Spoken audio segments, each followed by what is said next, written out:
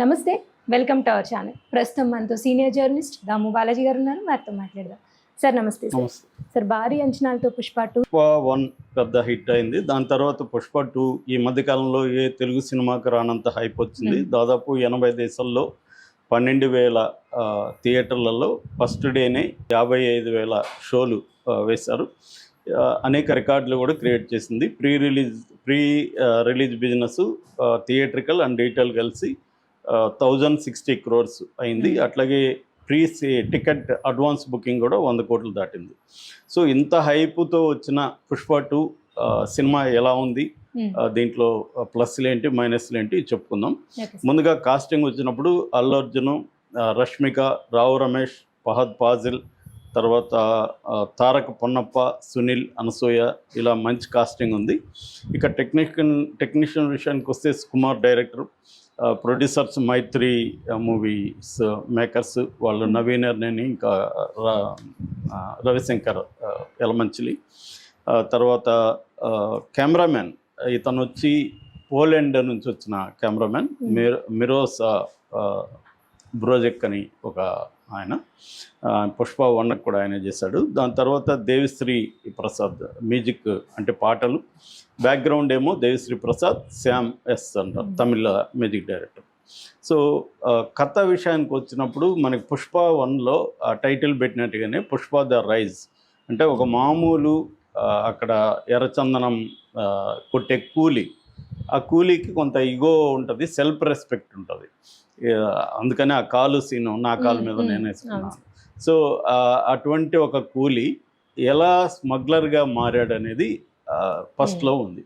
స్మగ్లర్గా మారినప్పుడు అతను ఎదుర్కొన్న అబ్స్టాకిల్స్ ఏంటి, అట్లాగే అతని ఫ్యామిలీకి సంబంధించిన ఒక ప్రాబ్లం ఉంది.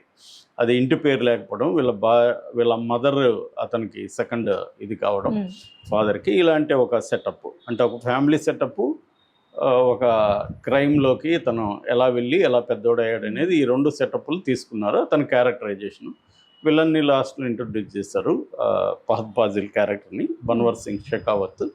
సో ఎండ్ అయింది. అంటే ఒక వీళ్ళిద్దరికి మధ్య అంటే అటువంటి ఒక భయంకరమైన పోలీస్ ఆఫీసర్ని ఇతను అంతకంటే భయంకరంగా అవమానించాడు.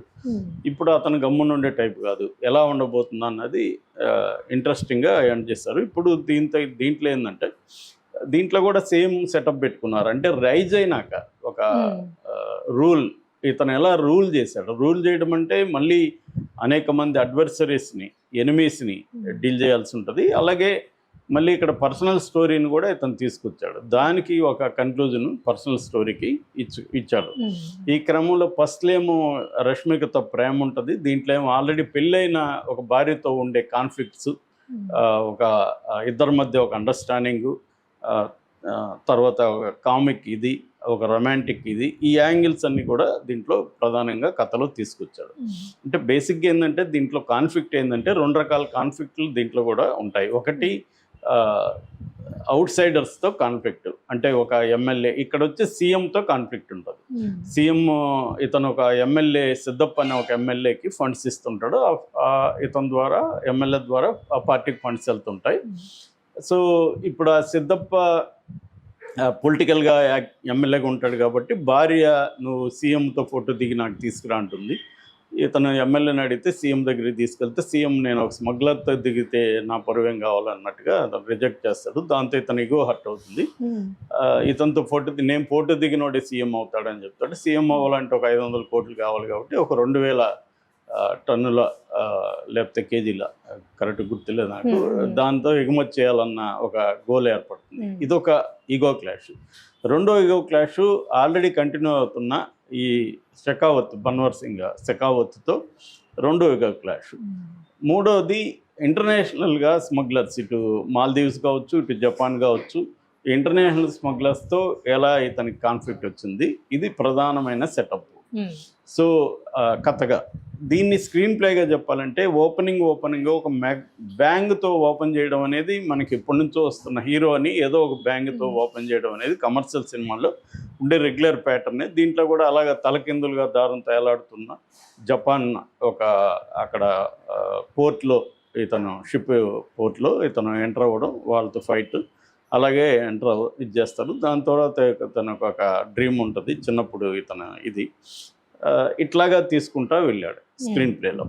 సో ఇక్కడ మనం ఓవరాల్గా దీంట్లో ఏది బ్రహ్మాండంగా ఉంది అని చెప్తే ముందుగా మనం పెర్ఫార్మెన్స్, ఇది out and out Allu Arjun cinema. Allu Arjun నట విశ్వరూపం అని చెప్పచ్చు ఈ సినిమా.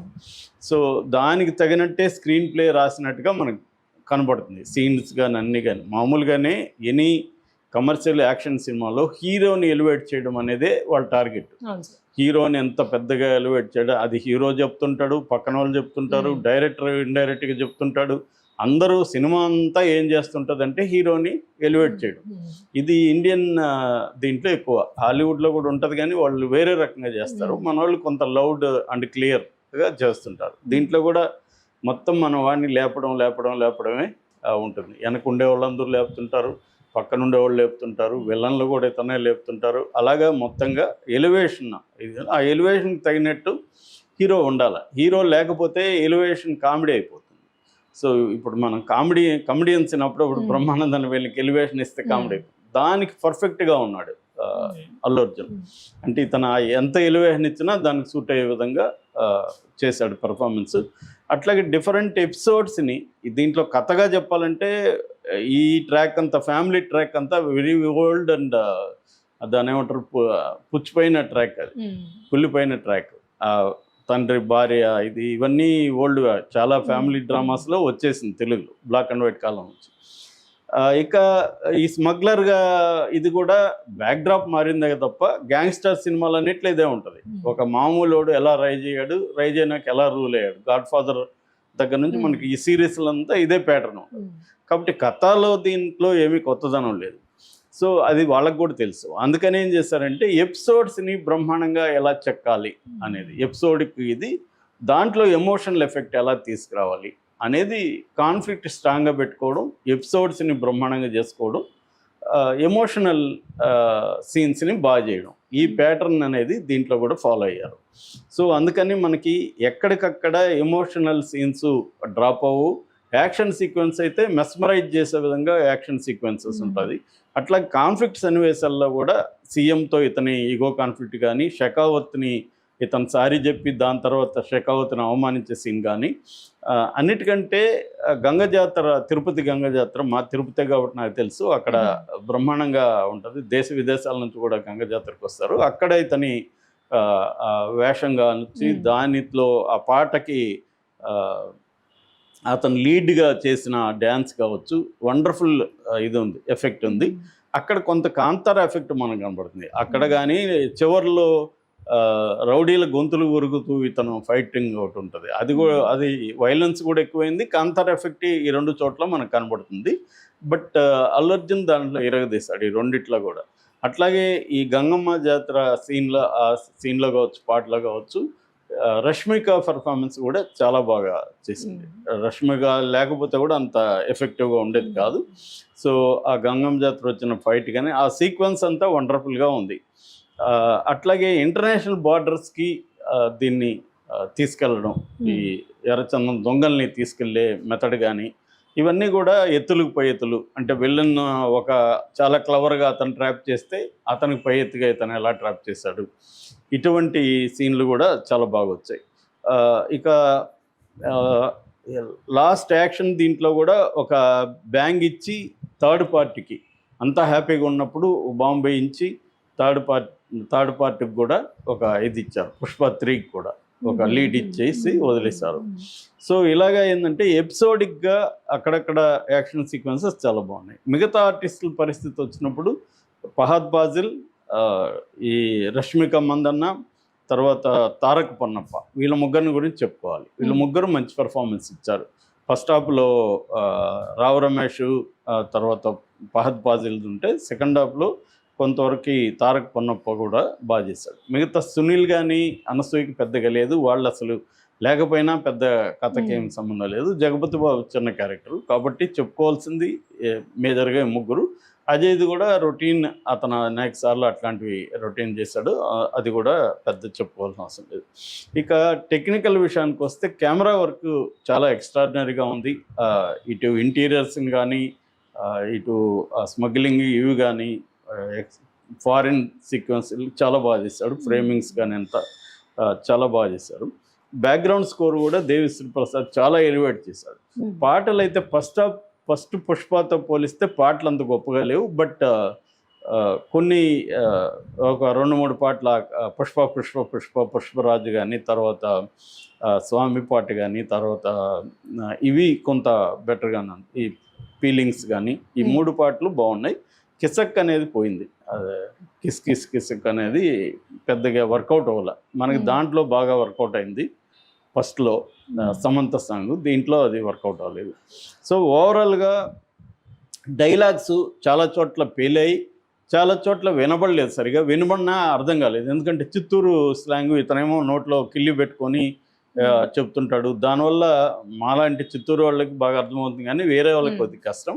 అయితే ఒక డైలాగ్ మాత్రం వైరల్ అవుతుంది. అదేంటంటే చిరంజీవిని ఉద్దేశించి అన్నాడని, ఎవడరా బాస్, ఎవడికిరా బాస్, నేనే వాడికి, వాడి కొడుక్కి, వాళ్ళ తమ్ముడికి నేనే బాస్ అని ఒక డైలాగ్ ఉంటుంది. దాన్ని వైసీపీ వాళ్ళు కూడా వైరల్ చేస్తున్నారు, ఈ చిరంజీవిని అన్నాడని. అక్కడ కాంటెక్స్ట్లో సూట్ అయింది. చిరంజీవిని ఉద్దేశించి ఇతను అని ఉండకపోవచ్చు, కానీ వాళ్ళు అదో తీసుకున్నారు. ఓవరాల్గా Allu Arjun one man show ఇది. అట్లాగే యాక్షన్ సీక్వెన్సెస్ కానీ, ఎమోషనల్ సీక్వెన్సెస్ కానీ చాలా బాగా చేశాడు. తర్వాత పాటలు చూసేకి కానీ పుష్ప అని ఫీలింగ్స్, ఈ 3 పాటలు చాలా బాగున్నాయి చూడడానికి కానీ వినడానికి కానీ. తర్వాత జాతర సీక్వెన్స్ చాలా బాగుంది, బీజిఎం చాలా బాగుంది, డైలాగులు బాగున్నాయి.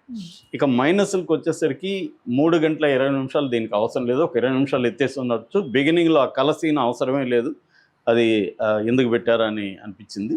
అక్కడక్కడ కూడా కొంత ల్యాగ్లు అయితే ఉన్నాయి, దాన్ని తీసేసి ఉండొచ్చు. తీసి 3 అవర్స్ లోపలే తీసుకొచ్చి ఉండొచ్చు. అట్లాగే